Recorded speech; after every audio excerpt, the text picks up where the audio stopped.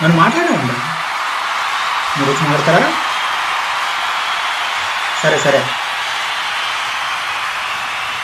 నా అన్నదమ్ములకి, నా అక్కచెల్లెలకి, నా స్నేహితులకి అందరికీ ఇదే నా పాదాభావం. అప్పుడెప్పుడో వివేకానంద సంఘాలు మొదలుపెట్టారు బ్రాజన్ చర్చస్ అని. ఎప్పటికీ మన వాళ్ళు దాన్ని వాడుతూనే ఉన్నారు. అయితే నేను ఈ కాలంలో అందరినీ నా స్నేహితులు అన్నాను. ఇలా అన్ని మొట్టమొదటి వాడిని నేనే చరిత్రలో. ఇది ఫేస్బుక్ కాలం, అందుకే మీ అందరినీ నా ఫ్రెండ్స్ కంటే యాడ్ చేశాను. ఇక మీరు మీ అభిమానులు, మీరు లేకపోతే నేను ఉంటానా? మీ అభిమానుల గురించి ఒక మహా హీరో ఏమన్నాడు తెలుసా? నాదో సుదీర్ఘ ప్రయాణం, అది అడిగిన తోడుకు నా అభిమాన జనం.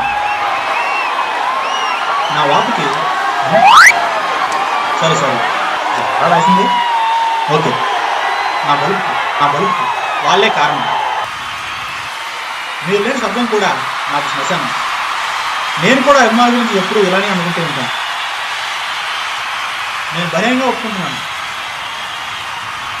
మీరే నా బలుపు, మీతోనే నా వలుపు. అందుకే మీకోసం తెలిసి ఉంటుంది నా పార్టీ తలుపు.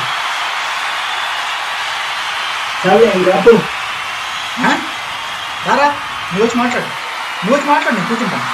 నువ్వు వచ్చి మాట్లాడు. ఇదిగోండి, ఇలాంటి వాళ్ళు నేను దొక్కేస్తున్నాను.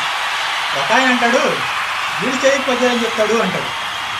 నన్ను చాలా అవమానించాడు. ఓకే, అవునండి, 10th క్లాస్ పాస్ వాళ్ళు కూడా చేతికి పద్యాలు చెప్తుంటే రిటైర్డ్ సాఫ్ట్వేర్. నేనేమి తెలుగు మీడియం చదివినండి, నేను పద్యాలు చెప్పలేనా? చెప్తాను వినండి. నేను తెలుగు వల్లకుండా, తెలుగు ఒకండా ఎలాంటి ఉపయోగాలు ఎలుగులే భాషాడు దేశ భాషలను తెలుగు వేస్తాను. నేను ఢిల్లీ వరకు అమలుపోయేవాడిని కాదు. ఈ పద్యం కూడా అప్పుడెప్పుడో ఢిల్లీ సుల్తాన్ కలుగుతున్న కృష్ణదేవరాయలు, అదే మా అన్నగారు చెప్పారు. మళ్ళీ ఇప్పుడు నేను చెప్తున్నాను. మరి ఓట్లు అమ్ముకుందాం అంటున్నారు. ఎవరండి ఓట్లు కొనగలరు? ఎవరండి ఓట్లు అమ్మేస్తున్నారు? రైతులు అమ్ముకుంటుంది. పొలాన్ని హలాన్ని ఇలా హోమంటుంది, దయనగట్ట కల్పించి ఎలా ఉంటుంది, భవిష్యత్తు కష్టపడి ధనడానికి ఖరీదు కట్టే సరావులు అన్నాడు మహేశ్వరి.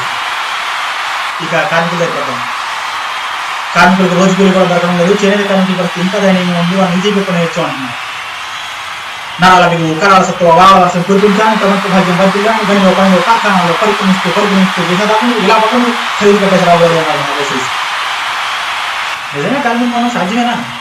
అసలు ఎవరినైనా మనం సాధ్యమేనా అండి? అందుకే లేబర్ వాటర్ రిలేషన్షిప్ గురించి ఒక న్యూస్లో ఏమన్నాడు తెలుసా? A relationship between water and water should be like fish and water. But it should not be like fish and government. Fisherman. Okay. Fisherman. అందుకే ప్రతి ఊళ్ళో ఒక చావులో కానీ పెట్టాలనుకుంటున్నాను. నాకు తెలుసు మన రిలేషన్ ఫిష్ అండ్ వాటర్ లాంటి అని. అందుకే ముందు తెలిస్తే మనం కలిస్తే జనం. మీరే నా అభిమాన జనం. ఇదే నా జనగణమనం. జై హింద్, జై హింద్, జై హింద్. సూపర్, బాగా చప్పట్లు కొట్టాను. అసలు ఈ మీటింగ్కి నేను ఇచ్చిన స్పీచ్కి ఏదైనా సంబంధం ఉందా?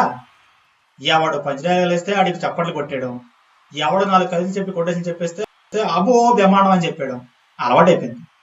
ఇకనైనా స్పీచ్ చూసి ఓటేయకండి, పని చూసి ఓటేయండి. పంచడేలాకి ఓట్లేయకండి, పని చేసేవాడికి ఓట్లేయండి. ప్రతి నాయకుడిలో ప్రతి నాయకుడు ఉంటాడు. నాయకుడిని కనిపెట్టండి, ప్రతి నాయకుడిని తరిమి కొట్టండి. జై హింద్.